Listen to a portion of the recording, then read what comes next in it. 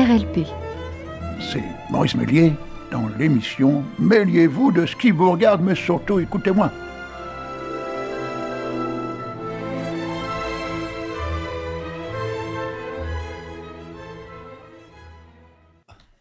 Chers amis, bonjour. J'allais parler sans le micro. Alors je mets bien devant moi, devant mes lèvres. Regardez mes lèvres comme elles sont belles. Ouais. Et toi, Anne-Marie, tu m'as loupé il y a 65 ans. Oh, maintenant, ce serait plus terrible. Alors tu restes chez toi à Petit-Fort-Philippe, près de Dunkerque, et moi je reste à Chamiers. On ne se parle que par l'intermédiaire de RLP 102.3. D'accord? Bon. Alors j'ai un petit Père Noël devant moi. Ouais. Et derrière, il y a un futur Père Noël derrière. Je suis derrière. Ah oui, parce que notre opérateur préféré, il a une grande barbe presque noire, châtain foncé, des grands cheveux comme moi, mais châtain foncé, naturellement. Et il est plus balèze que moi. Alors c'est un Père Noël qui est balèze. D'ailleurs, je ne sais même pas s'il passerait dans la cheminée. Ah non. Oh, la cheminée de certaines personnes, peut-être, oui. Mais pas les cheminées de maison, non. Et puis ça brûle, attention. Et si ça avait fait, par exemple, je sais pas moi, Noël le 14 juillet, et on n'aurait pas allumé les feux, on aurait pu passer, on ne serait pas brûlé les fesses. Ben oui. Bon, allez, on commence. Allez. On va commencer par Claude Mercutio. Vous savez, bon, là déjà, je l'avais lu la dernière fois, La femme est un poème. Bon, maintenant on va lire L'homme est un salaud. Non, les semailles du cosmos.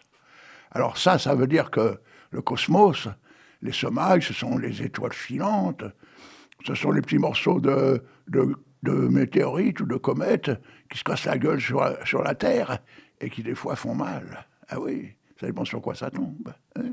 Allez, je crains qu'il soit trop tard pour mon plus beau poème. Un autre l'écrira un jour, sous ma dictée par exemple. Je guiderai sa main, d'où je ne sais plus, car toute cette poésie n'est qu'un long héritage. Nos aînés ont semé dans l'azur impalpable, comme le paysan qui féconde son champ. D'autres récolteront notre essence subtile, ce que nous léguerons au-delà de nous-mêmes. Un être du futur, peut-être inconcevable, saura capter la graine de mon souffle invisible. Un ami, qui que tu sois, pardon, ne me limite pas, transmets mon héritage en le rendant encore plus beau. Ce fut écrit en 1997, le 19 novembre, à 5h40. Mais, comme il dit, quelle importance. Tiens, ma foi, je mets ça aussi mes poèmes, puisque je mets l'heure. Mais quelle importance pour vous, de savoir qu'on l'a écrit en pleine nuit, ou en plein délire, ou à poil, ou habillé, ou dehors, ou sur la lune. Vous en foutez, vous, bon, de mettre le lieu, l'heure, la date, et tout. Bon, mais c'est rien que pour vous emmerder que je fais ça, moi. Lui, je sais pas, Pierre Mercutio, mais moi, c'est rien que pour vous obliger à regarder. Putain, à quelle heure il a pu écrire ça? À 5h du matin. Mais il est fou, ce Méliès. Voilà ce que j'aimerais entendre. Bon, c'est vrai qu'il n'y a que Anne-Marie qui peut le dire. Bon, voilà. Alors, figurez-vous que j'ai été rechercher mon vieux bouquin, mon premier livre de poésie, qui est sorti en l'an 2000, dont le premier poème a été fait en novembre 99. Et je vais vous le lire parce que ça vaut le coup. Et alors, j'ai eu la chance d'avoir une préface de Xavier Darcos, figurez-vous. Ouais. Vous vous rendez compte? Ça s'appelait, enfin, je ne vais pas vous lire sa préface, ça ne sert à rien, La fantaisie du voyageur. Mais enfin, c'est quand même écrit par un futur académicien, parce qu'il n'était pas encore... Il était le maire ou l'adjoint à la culture de Périgueux à l'époque, je ne me souviens plus. Alors, voilà. Alors, il est très court, le premier. Ça s'appelle La planète imagine.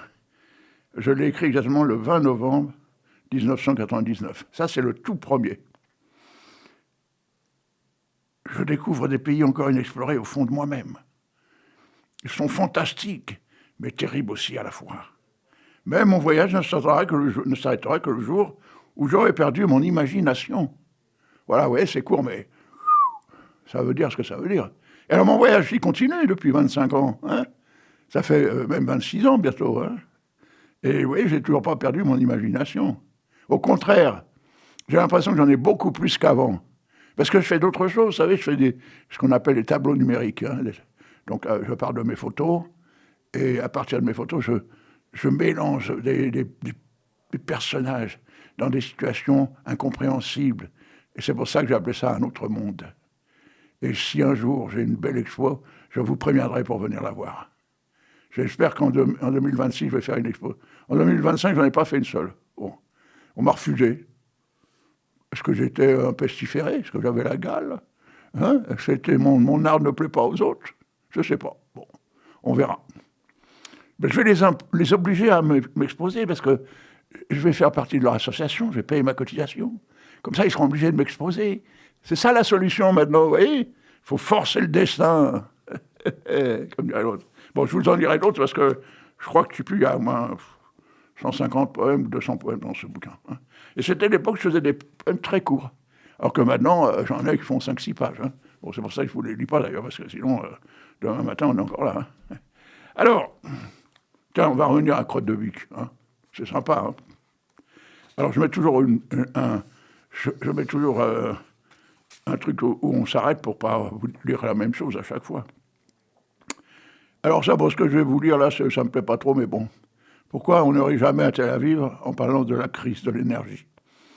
Parce que c'est pétrole, c'est vraiment pétrole du tout. Bon, là, je n'ai pas bien compris, mais bon, c'est pas grave. Qu'est-ce qu'un juif? C'est un étranger devenu tailleur. Où les habitants du Caire font-ils sauter leurs crêpes? Eh bien, dans des poêles de carottes. Bon, comment s'est passée cette nuit de noces, demande la maman à sa fille. Bof, pas mal, un dans l'autre. Alors, c'est pas l'autre dans l'un, c'est un dans l'autre. Hein. Bon. Dans un platane, deux moineaux se caressent. Au bout d'un moment, le mâle n'y tient plus. Allez, maintenant ça suffit.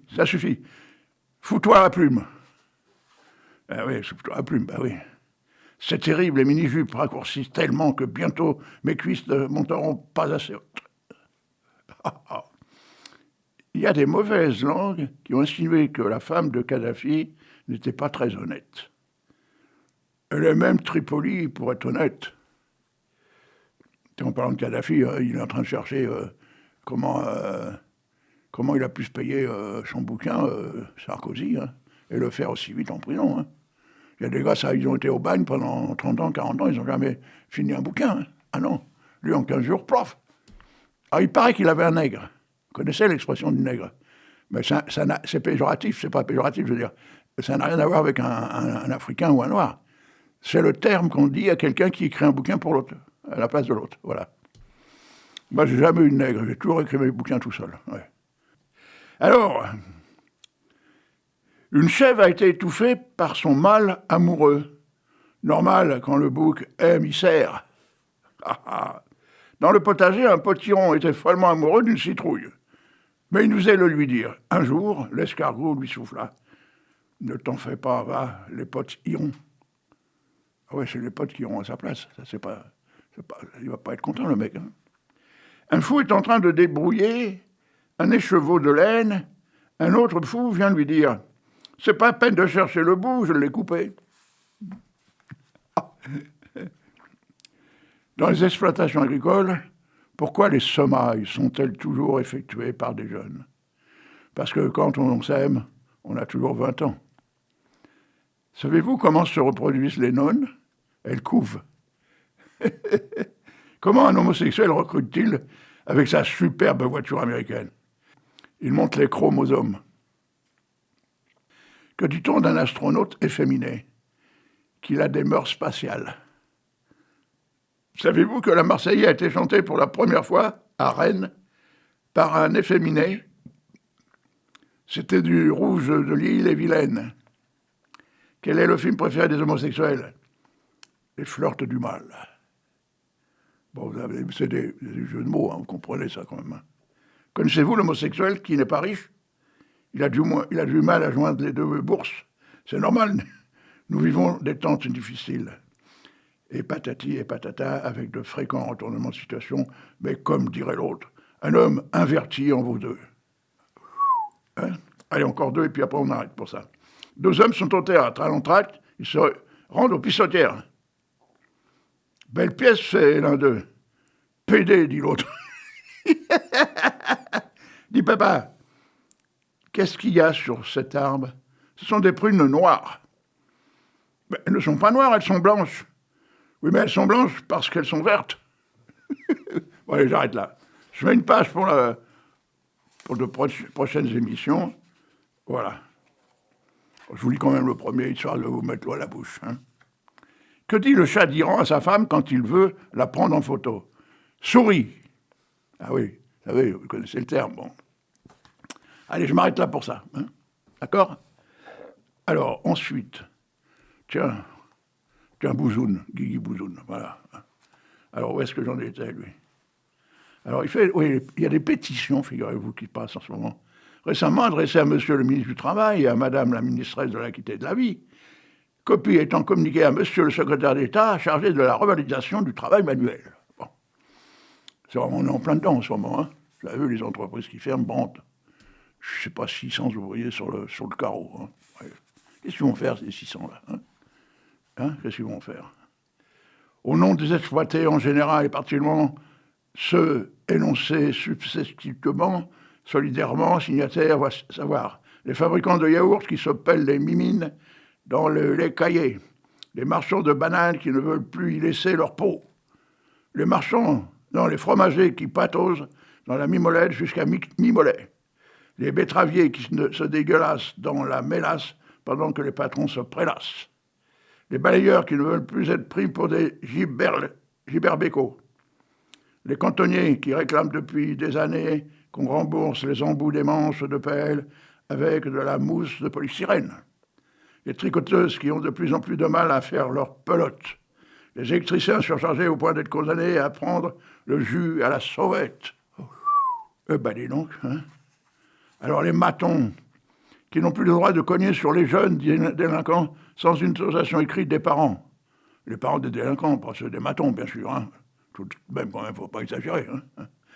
Les rétameurs, qui sont rétamés depuis belle lurette. Les métallos qui desserrent les boulons 5 jours sur 7 et qui se serrent la vis le reste de la semaine. Les voleurs à la tire qui s'élèvent contre le zèle intempestif des contrôleurs radars. Les CRS qui reçoivent des pavés sur la gueule toute la semaine et qui ont peur de prendre une tarte chez le pâtissier le dimanche. Hein. Et encore les CRS, mais bon, c'est pas les mêmes, c'est d'autres. Hein. Qui sont contraints de lancer des grenades lacrymogènes pour faire pleurer dans les chaumières. Oh. Et le dernier, allez, les boulangers qui n'arrivent plus à se procurer du bois dont ils font les flûtes. Voilà. Hein. Bon. Là-dessus, on va carrément faire un petit peu de musique. Ah, tiens, alors, il y en a longtemps que je n'ai pas passé. Pourtant, Dieu sait si je l'aime. C'est Georges Brassens. Et alors, c'est les croque-morts améliorés. Vous allez voir, c'est génial. Il y en a qui rigolent avec lui dans le micro.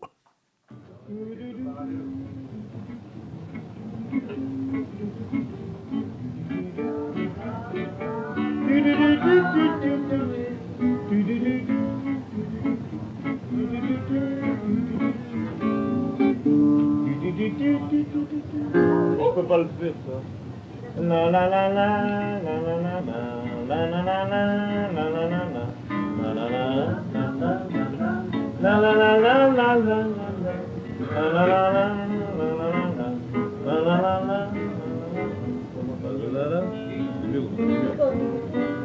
Allez, vas-y, allez. La vie de deuil jusqu'à présent ne se portait facilement que chez le personnel funéraire, les anciens croque-morts ordinaires, depuis que la vogue est au noirâtre dans les rues de Saint-Germain-des-Prés. Il y a des croque-morts améliorés. Et alors là, je fais mon geste. La vie de deuil jusqu'à présent ne se portait facilement que chez le personnel funéraire, les anciens croque-morts ordinaires, depuis que la vogue est au noirâtre dans les rues de Saint-Germain-des-Prés. T'as des croque-morts améliorés. Oui, mais c'est pas de m'importe aucunement qu'on mène mon enterrement avec des croque-morts ordinaires ou bien leurs nouveaux congénères. Mais le bruit court que les emplâtres ont une peur bleue d'être enterrés par les croque-morts améliorés. C'est bien, vous aimez mieux le deuxième là, hein, vous dites très bien, c'est naturel. Pardon, mais si je faisais 5 ou 6, vous verriez, c'est étonnant. C'est bien. Et c'est pourquoi j'ai fait ce chant qui va permettre aux braves gens de distinguer les funéraires, les anciens croque-morts ordinaires, les galopins un peu folâtres qui se mettent en deuil exprès. Les croque-morts améliorés. Non, mais je ne voudrais pas le faire. Mais pourquoi Parce que les paroles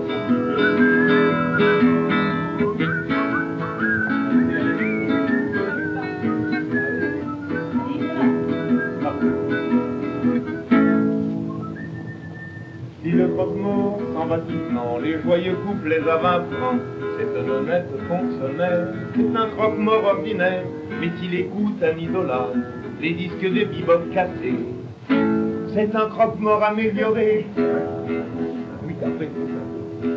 Il reprend la la la la, il y en a plus, je me rappelle plus les autres couplets. Non, c'est un matin, ça va être un truc étonnant sur le truc.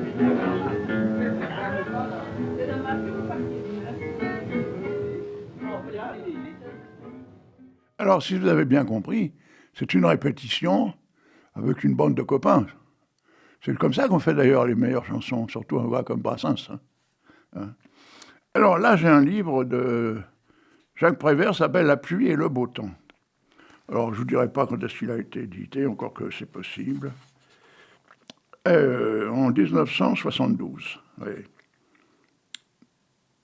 Mais il y a eu une édition qui a été faite en septembre 1999. Voilà. Alors, ça s'appelle l'itinéraire de Ribemont. Alors, Ribemont, je ne sais pas, hein, c'est peut-être un monsieur, on va lire ensemble. Hein. Une plume ou un crayon courant sur le papier raconte le paysage et le paysage prête l'oreille. Parce que le voyageur lui plaît et il écoute le langage qui le décrit trait pour trait. Paysage, paysage, c'est comme cela que je te vois. Pays fou des arbres sages, paysage d'herbes folles. Paysage, paysage, c'est un ami du voisinage, on l'appelle Ribemont, qui revient chaque saison pour toutes les fleurs de ton corsage, pour toutes les tuiles de tes maisons.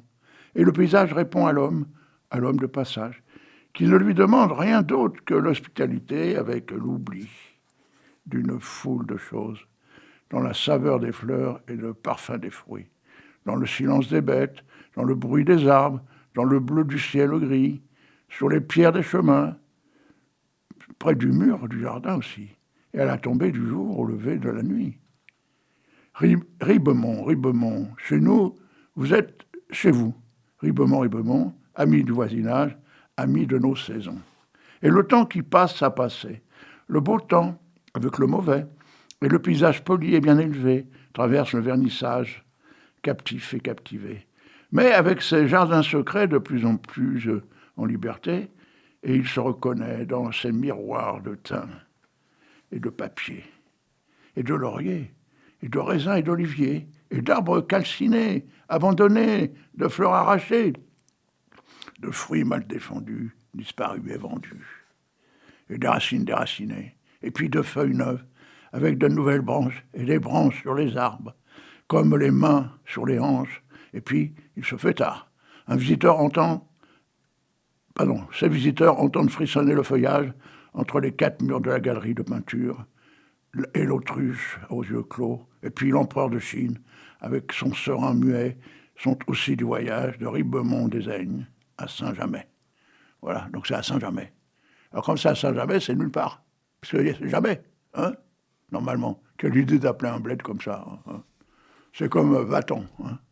Va-t'en. Mettez par exemple Macron à côté du panneau Va-t'en, mais ce con, il reste. Il s'en va pas. Non, il reste. Vous vous rendez compte? C'est pas normal, ça. C'est pour ça qu'il n'y a personne dans le village. Va-t'en. À chaque fois que le mec il arrive, oh merde, je ne peux pas m'installer, il faut que je me barre. Alors, il n'y a pas de maire, il n'y a pas de mairie, il n'y a pas d'habitants, il y a juste un panneau, c'est tout. Va-t'en. Ben dis donc, c'est pas marrant comme bled, hein. C'est pas marrant du tout, hein. Bon, je voulais, c'est comme ça. Hein. Alors Gisèle Gall, bon, on va revenir à elle parce que franchement, c'est pas mal, hein, j'aime bien. Hein. Elle fait parler les oiseaux, les fleurs, les mains. Ah bah tiens, lettre d'avertissement d'une fleur des champs au béton des villes. Mais non, je vous l'ai déjà lu. Je l'ai déjà lu celui-là, je le sais. Des fois, j'ai un peu de mémoire, hein, quand même. Ah voilà, lettre de demande de permis de construire d'un oiseau au maire de la forêt. Monsieur le maire, j'ai l'honneur de citer de votre haute bienveillance un permis de construire dans le lotissement des châtaigniers. La construction que j'envisage est en tout point conforme aux réglementations en vigueur. Il s'agit d'un nid de campagne sur les hauteurs d'un châtaignier centenaire, branche numéro 4, constructible, car à l'abri des intempéries et des rôdeurs. Je m'appelle Monsieur Hibou et suis veilleur de nuit. Ma femme va bientôt accoucher et ce permis de construire est urgent, afin que nos petits puissent avoir un nid douillet ou grandir. Je souhaite assurer la construction moi-même, afin qu'elle soit aux normes légales et trouver brindilles sèches et autres matériaux chez les artisans de votre commune, car je sais que l'hiver dernier, ils ont failli déposer le bilan.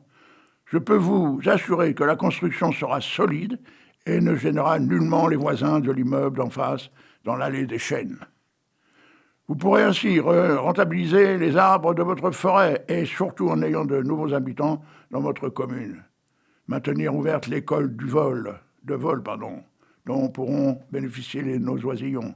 Avec mes remerciements anticipés, veuillez agréer, monsieur le maire, l'assurance de mes sentiments reconnaissants d'administrer. Signé monsieur Hibou.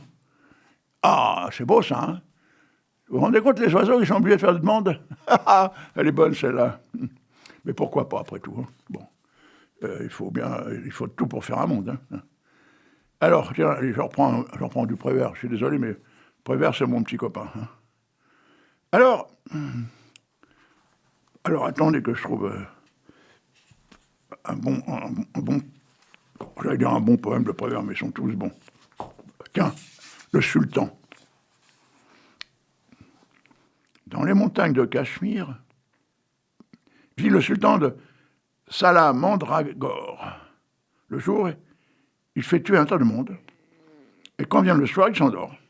Mais dans ses cauchemars, les morts se cachent et le dévorent. Alors une nuit, il se réveille en poussant un grand cri, et le bourreau, tiré de son sommeil, arrive soudain, souriant au pied du lit.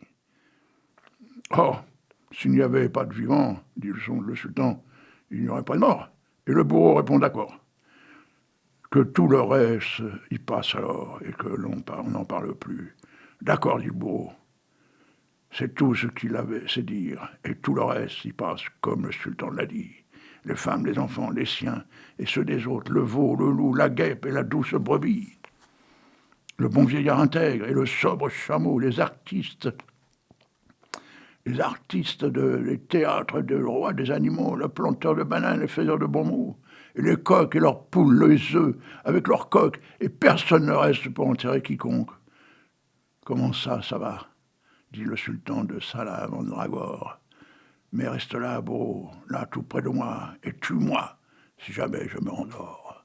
Waouh, c'est vrai, on se croirait en Palestine. Oh, c'est triste. Oh, ben, il avait pris un peu d'avance. Hein. Remarquez, la Palestine, c'est depuis 1947 hein, que ça dure. Hein. J'avais 2 ans, moi j'entendais gueuler les Palestiniens. Hein. Je suis venu en 1945. Hein. Ah oui. Hein. Alors j'entendais « Momo, viens nous aider !» Ben, je pouvais pas. À 2 ans, je marchais à peine. Ah ouais. Je connaissais pas, j'avais pas de voiture. Puis je connaissais pas l'itinéraire, il n'y avait pas de GPS à l'époque. Hein. Ah non. Hein. J'étais un peu gonflé d'essayer d'appeler un gamin de 2 ans quand même. Hein. Bon, ils savaient qu'à 80 ans, j'aurais été pour eux, c'est pour ça. Mais vous vous rendez compte, à l'âge de 2 ans, aujourd'hui j'en ai 81 bientôt, et c'est toujours le même bordel, même pire. Vous vous rendez compte? Je vais passer une vie à pleurer, à faire dans mon froc. Hein? Non, c'est quoi ça? Hein? tout ça parce que je suis contre cette guerre. Hein. Ah, c'est triste. Non, arrête de pleurer, Anne-Marie. Bon, tiens, je peux pas te passer mon mouchoir, mais si tu veux, t'as bien un mouchoir chez toi quand même. N'oublie pas que t'habites dans le Nord, hein. Alors t'as souvent des rhumes. Donc les gens qui ont des rhumes, ils ont des mouchoirs, obligatoirement. Hein. Allez, tiens, on va passer... c'est qui celui-là? Alain Leprest. Oh. Alors, en plus, c'est chanté par Jacques Higelin, parce qu'Alain Leprest, c'est l'auteur. Hein. Ben, il a chanté des chansons, hein, je vous en ai déjà passé. Et ça s'appelle La Courneuve.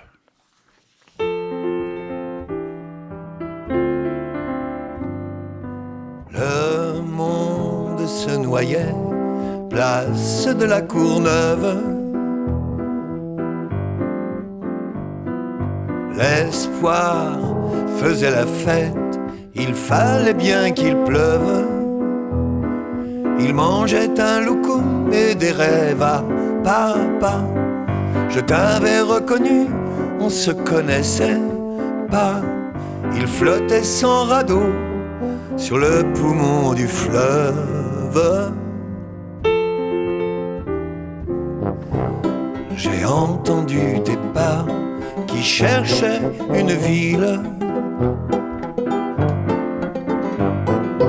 La douleur de la peau, de ton état civil.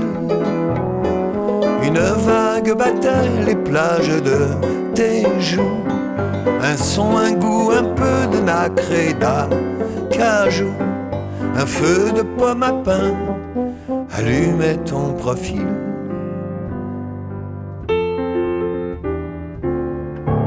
Entre la mer d'ici et les grappes d'agrumes, des épluchures bleues, un fol écho d'écume. J'ai suivi tes talons qui cousaient le trottoir. Sans cajot de citron, racontait ton histoire. Des gouttes d'incendie perlaient sur le comptoir.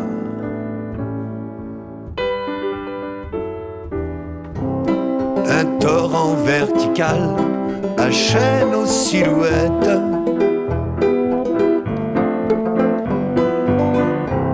J'ai bu ta main, c'était l'automne est sur nos têtes.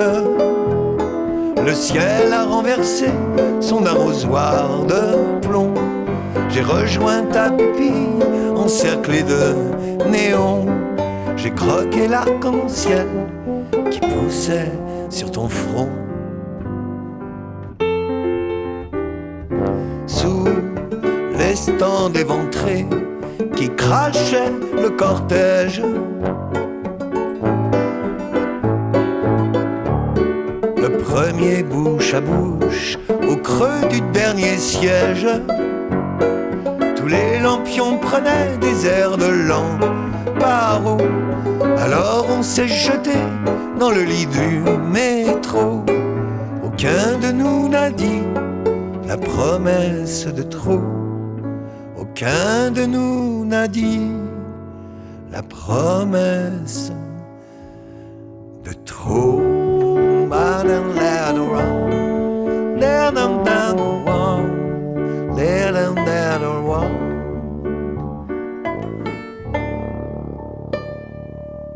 Et voilà, chers amis, je vais être obligé de vous quitter parce que c'est déjà fini. Quelle tristesse de vous quitter. J'aurais aimé passer la journée avec vous, les femmes la nuit, les hommes le jour, les enfants pendant la récréation. Voilà, ça c'est mon rêve. Oh, quand est-ce qu'on va pouvoir le réaliser ensemble, hein? Peut-être un jour. En attendant, je vous dis au revoir.